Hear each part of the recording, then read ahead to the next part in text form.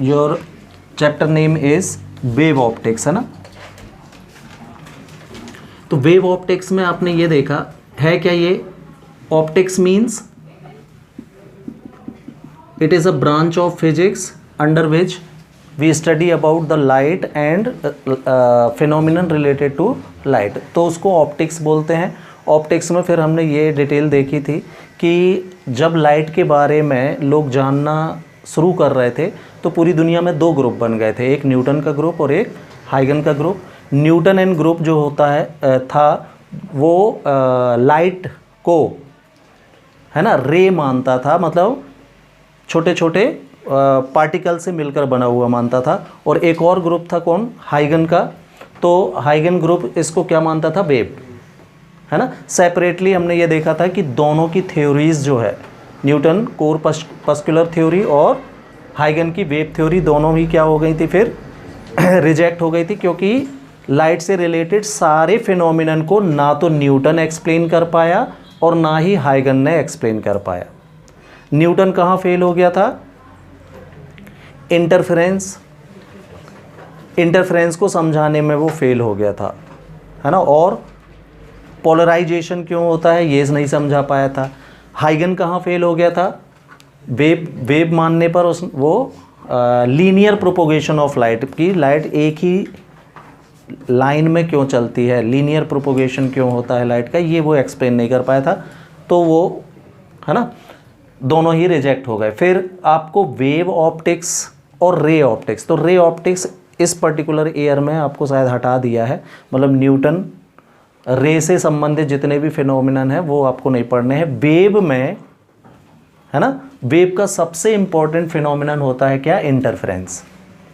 तो इंटरफेरेंस है क्या कि जब देखिए सेम फ्रीक्वेंसी की दो लाइट रेज मीडियम के किसी पॉइंट पर एक साथ सुपर इम्पोज्ड होती है, मतलब एक साथ इंसिडेंट होती हैं, तो उस पॉइंट पर intensity of light, capital I से शो करते हैं इंटेंसिटी को, ये चेंज हो जाती है।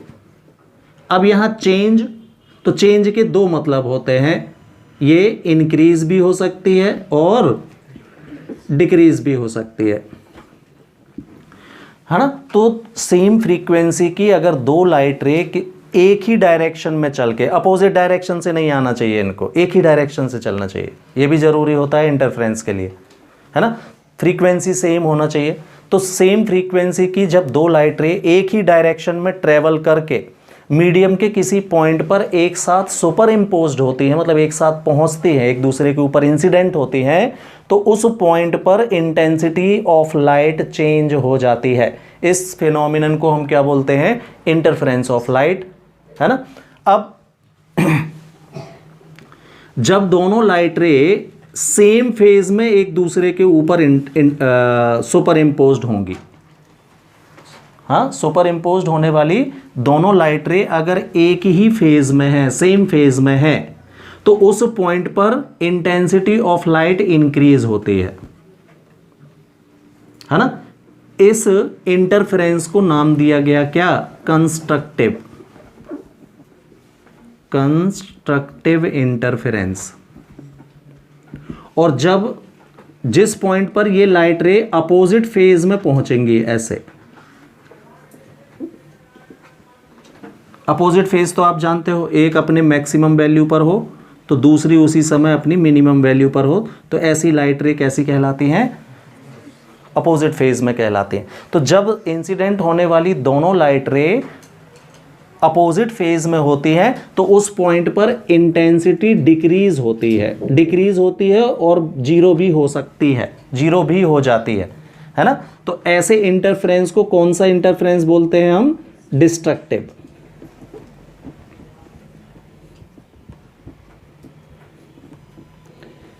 तो इंटरफेरेंस के दो टाइप होते हैं। अब ये जो हमने बात की कि किसी अपोजिट फेज में जब पहुंचती हैं तो वहाँ इंटेंसिटी कम हो जाती है, सेम फेज में पहुंचती हैं तो इंटेंसिटी बढ़ जाती है, इसी सब को मैथ्स से मैथमेटिकल रूप में एक्सप्लेन करना ही क्या कहलाएगा, मैथमेटिकल इंटरप्रिटेशन ऑफ इंटरफेरेंस कहलाता है। हम ये मैथ्स में से देखेंगे कि ऐसा हो रहा है कि नहीं, क्लियर। तो सपोज कंडीशन यही है भाई कि दो लाइट रेज हैं, है ना, किसी मीडियम में एक ही डायरेक्शन में चल रही हैं, हाँ, और एक साथ ये किसी पॉइंट पर इंसिडेंट हो रही हैं। हमने मान लिया है कि इन वेव्स, दोनों लाइट रेज या लाइट वेव्स, वेव्स बोलेंगे, वेव्स ऑप्टिक्स का है ये, है ना, तो दोनों लाइट वेव्स जो हैं इनके डिस्प्लेसमेंट के इक्वेशन हमने बोला, आपको बताया था साइनियस कर्व से मिलकर बनती हैं इलेक्ट्रोमैग्नेटिक वेव्स, है ना, तो इनका जो इक्वेशन होगा हमने मान लिया A1 साइन ओमेगा टी, ये पहली लाइट का इक्वेशन है, where A1 is amplitude of first light ray, है ना, एम्पलीट्यूड A1 है। हमने ये भी मान लिया कि दोनों लाइट रे में फाई का फेज डिफरेंस है, दोनों एक साथ, तो एक साथ भी पहुंच सकती हैं, अपोजिट फेज में भी पहुंच सकती हैं, और फाई डिफरेंस भी हो सकता है, तो हम फिलहाल फाई फेज डिफरेंस लेके चल रहे हैं।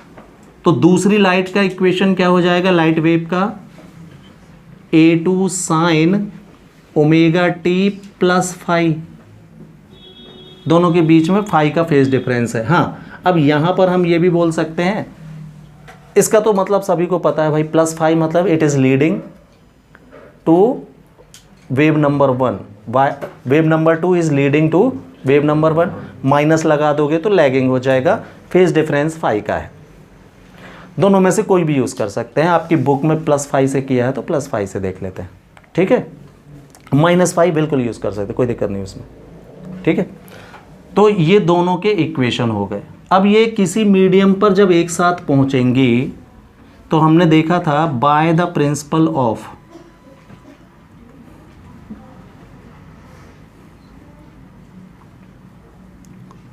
Superposition,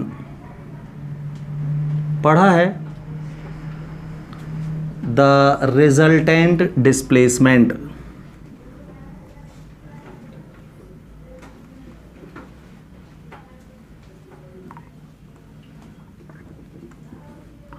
y is equal to दोनों के सम के बराबर होता है। जितनी भी लाइट रे, है ना, किसी मीडियम पर एक साथ पहुंचती हैं तो जो रिजल्टेंट डिस्प्लेसमेंट होता है उनके अलग अलग डिस्प्लेसमेंट के वेक्टर सम के बराबर होता है। यह हमने पूरे इक्वेशन ले लिए हैं, एम्पलीट्यूड वगैरह सब, तो ये वेक्टर से शो नहीं कर रहे, सीधे लिख दिया है अपन ने, वेक्टर इज इंक्लूडेड। क्यों, आपने शुरू में लिख दिया कि both are travelling in same direction, clear. तो y is equal to y1 plus y2, ये हो जाएगा रिजल्टेंट डिस्प्लेसमेंट उस पॉइंट पर होगा। वैल्यू रखिए भाई, y1 की value A1 sine omega T plus y2 की value A2 sine omega T plus 5, right. A1 sine omega t ये सेम, यहाँ देखें आप A2 तो ठीक है, यहाँ साइन A प्लस बी का फॉर्मूला लग जाएगा। साइन A प्लस बी का फॉर्मूला होता है sine A into cos b. A की जगह आपको ओमेगा टी लिखना है और बी की जगह फाई लिखना है, तो sine A cos B plus के फॉर्मूले में plus cos A sine B,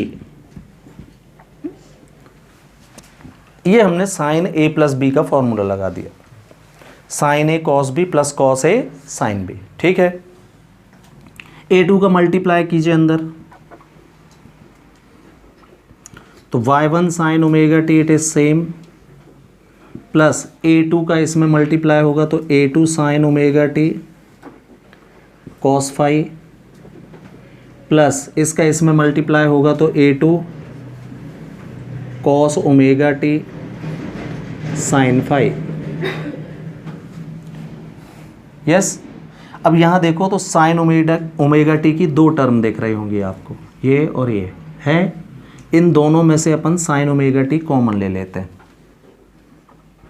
तो इससे और इससे साइन ओमेगा टी कॉमन लोगे तो क्या मिलेगा, A1 यहाँ बचेगा plus A2 into cos phi यहाँ बचेगा, और ये साइन ओमेगा टी बाहर, प्लस ये दोनों हो गए, ये बचा है अभी A2 cos omega T into sine phi, ऐसा आ जाएगा। चलिए इक्वेशन नंबर 3, ठीक। हम ये मान लेते हैं कि जब दोनों लाइट किसी पॉइंट पर एक साथ इंसिडेंट हुई तो इंटेंसिटी बदल रही है, का मतलब है इनका एम्पलीट्यूड भी चेंज होगा फिर। Why? Because intensity is directly proportional to the square of amplitude, ठीक है। तो हमने ये मान लिया कि जो रिजल्टेंट एम्पलीट्यूड है वो कैपिटल ए से शो कर ले रहा हूं मैं, है ना। Late A1 plus A2 cos phi को मैंने कैपिटल A cos थीटा से शो कर दे रहा हूं।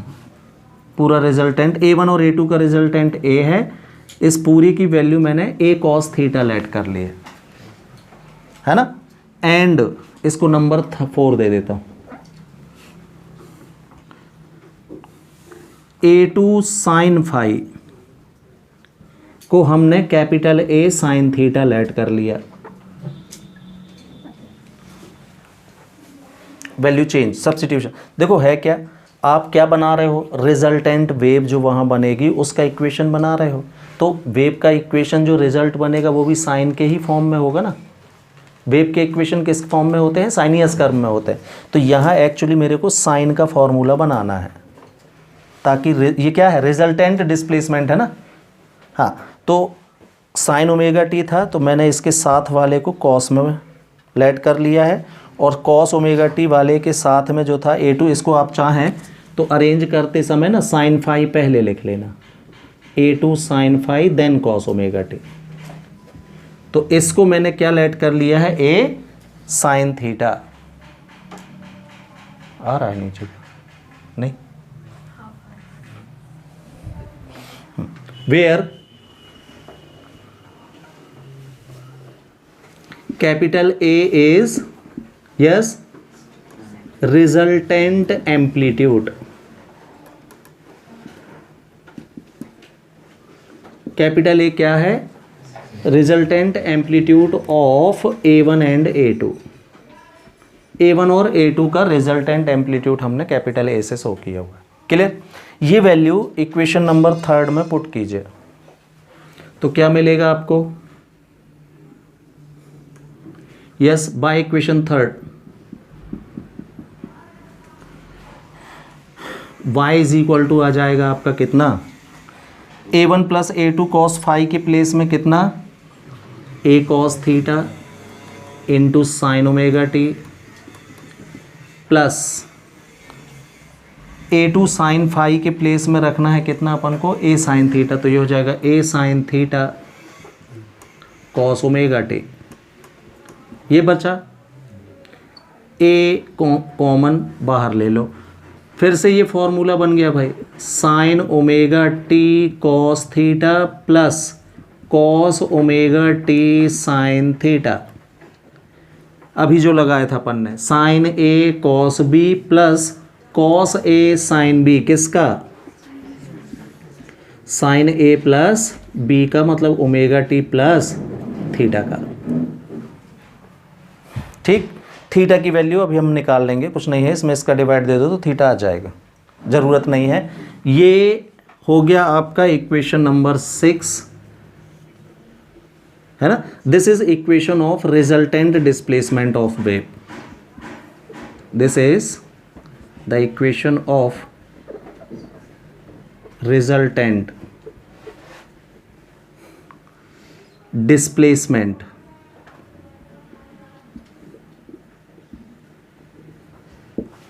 ठीक है। तो रिजल्टेंट डिस्प्लेसमेंट का इक्वेशन ये होगा जब भी दो वेव्स एक साथ, है ना, सुपर इम्पोज्ड करेंगी क्या, किसी भी पॉइंट पर। अब यहाँ देखें अपन को एम्पलीट्यूड भी निकालना है, तो इक्वेशन नंबर 4 को और इक्वेशन नंबर 5 को स्क्वायर करके ऐड कर दे रहा हूँ मैं। एक के साथ साइन है, एक के साथ कॉस है ना। मैथ्स वालों को पता है कि इसका इक्वेशन कंबाइंड कैसे बनाते हैं।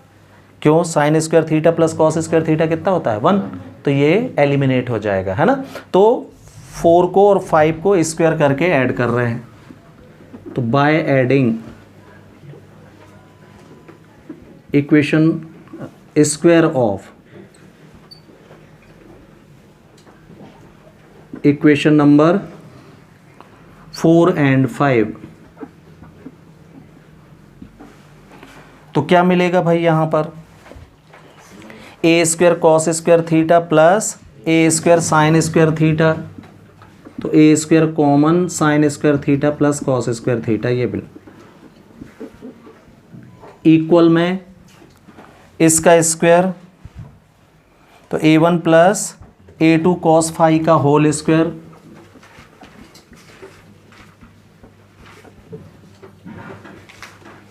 प्लस a2 साइन फाई का स्क्वायर, तो a2 इसका तो सीधे हो जाएगा a2 square sine square phi, right. यहाँ पर a प्लस बी के होल स्क्वायर की आइडेंटिटी फिर से लगेगी। Now sine square theta plus cos square theta first identity से कितना हो जाएगा 1, तो यहाँ बचा क्या आपके पास ए स्क्वायर बस बचा, ये लगाइए whole square A plus B का होल स्क्वायर, तो ए स्क्वायर प्लस बी स्क्वायर मतलब a2 square cos square phi plus 2ab मतलब 2a1 a2 कॉस फाई आएगा, और ये plus a2 square sine square phi ये है। क्लियर? इसमें से और इसमें से a2 स्क्वायर कॉमन, तो a1 square plus a2 square common लोगे आप, तो फिर से क्या बचेगा cos square phi plus sine square phi,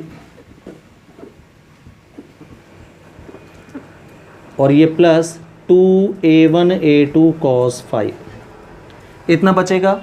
first identity से इसकी वैल्यू भी कितनी 1 होती है, तो आपका आ जाएगा a is equal to a1 plus a1 square plus a2 square plus 2a1 a2 cos phi, है ना।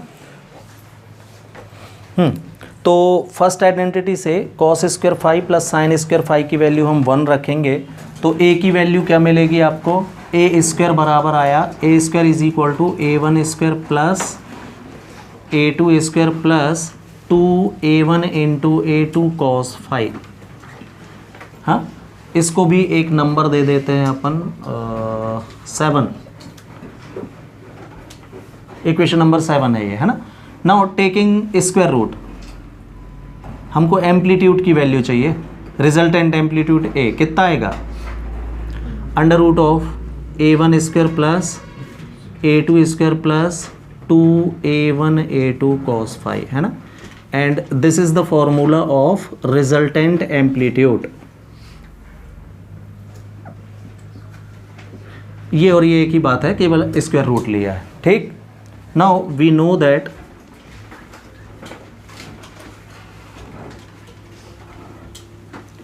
कि जो इंटेंसिटी होती है ये डायरेक्टली प्रोपोर्शनल होती है किसके, एम्पलीट्यूड के स्क्वायर के। ये रिजल्टेंट के लिए लिखा है। तो अब देखना, मान लीजिए कांस्टेंट आप लगाते भी हो इसमें, तो इधर भी लगाओगे और इधर भी लगाओगे तो कांस्टेंट हट जाएगा, इसलिए मैं सीधे is equal to A square ही यूज़ करूँगा। नहीं आया समझ में? मान लीजिए फर्स्ट रे की इंटेंसिटी I1 थी, तो I1 भी तो प्रोपोर्शनल होगा ना A1 स्क्वायर के, किसके लिए, फर्स्ट वेव के लिए। और दूसरे की है क्या, I2, तो I2 प्रोपोर्शनल होगा A2 स्क्वायर के लिए, है ना। तो ये जब वैल्यू हम इसमें पुट करेंगे तो ए स्क्वायर की जगह आप क्या लिखोगे, सपोज आपने KI लिखा भी, तो यहाँ भी तो KI आएगा, तो K से K, इसलिए आप सीधे वैल्यू ए स्क्वायर की जगह क्या लिख सकते हो, I इसमें पुट कर सकते हो। तो बाय इक्वेशन 7 क्या मिलेगा, यस, ए स्क्वायर के प्लेस में I is equal to I1 plus I2 plus 2 I1 root I1 आएगा इसमें, क्यों, root I1 root I2 cos phi, ये बनेगा इक्वेशन, चेक कर लीजिए। हाँ, तो this is the equation of resultant intensity of light. Resultant intensity का इक्वेशन ये मिल रहा है आपको। इसमें देखें ज़रा, जो हम अभी डेफिनेशन पढ़ रहे थे वो मैथमेटिकली कैसे करेक्ट है ना। तो पहली पोजीशन में उठा रहा हूँ, in condition of constructive interference,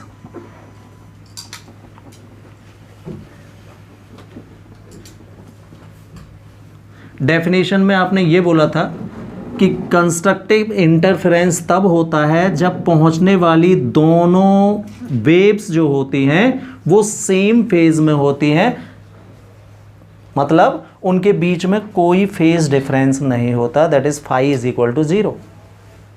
यही था कंस्ट्रक्टिव की डेफिनेशन कि जब पहुंचने वाली दोनों वेव्स सेम फेज में होती हैं तो उस पॉइंट पर इंटेंसिटी बढ़ जाती है, इसको हम कंस्ट्रक्टिव इंटरफेरेंस बोलते हैं। तो कंस्ट्रक्टिव इंटरफेरेंस के कंडीशन में फाई की वैल्यू कितनी होगी, ये तो इक्वेशन नंबर 8 में क्या मिलेगा,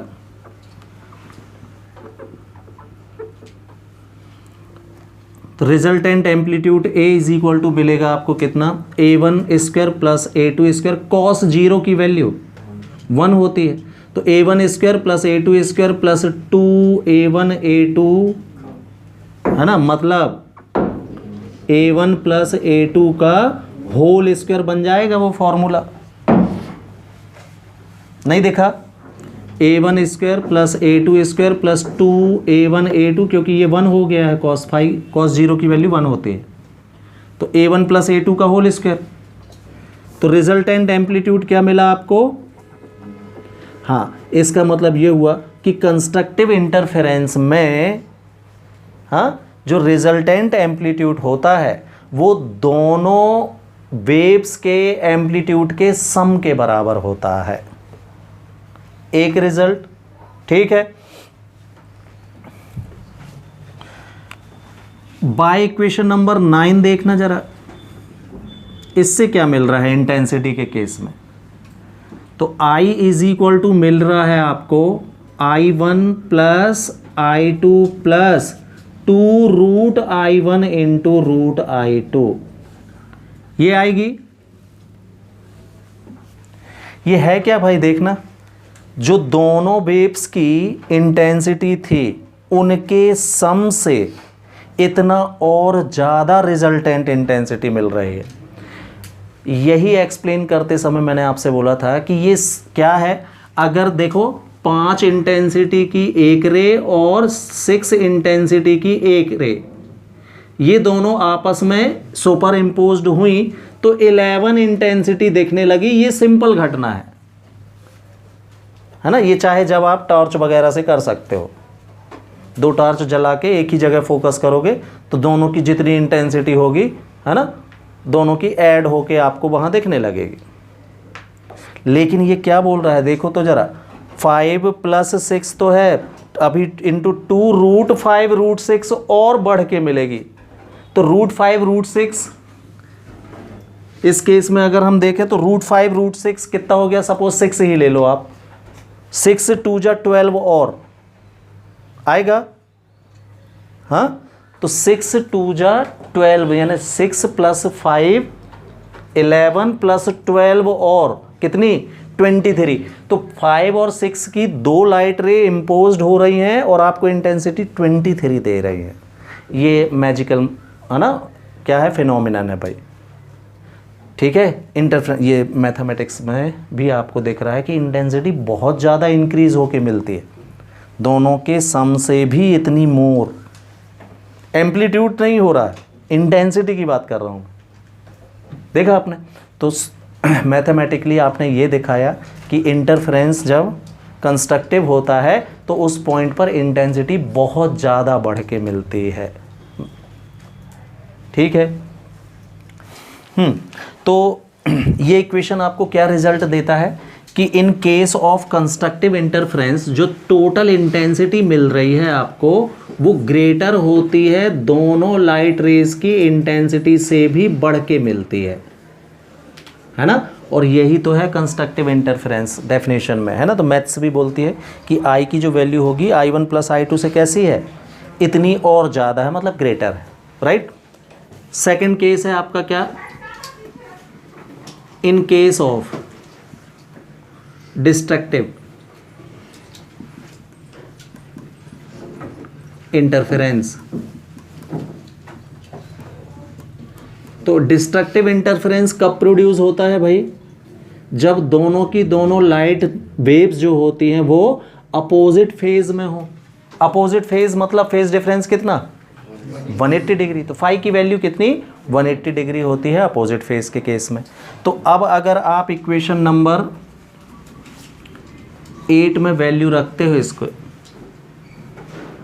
तो बाय इक्वेशन नंबर 8 आपको एम्पलीट्यूड कितना मिलेगा, रखना cos 180 कितना, -1 होता है ना।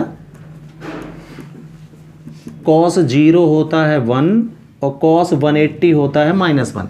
तो cos 180 की जगह -1 रखोगे तो अब इसमें फॉर्मूला बन गया काय का, a1 माइनस a2 के होल स्क्वायर का बनेगा। चेक कर लें, a1 square plus a2 square minus 2a1 a2, cos 180 की वैल्यू -1। इसके रूट से स्क्वायर हटा तो जो रिजल्टेंट एम्पलीट्यूड मिल रहा है आपको वो दोनों के, है ना, डिफरेंस के बराबर होता है। हाँ, बाय इक्वेशन नंबर,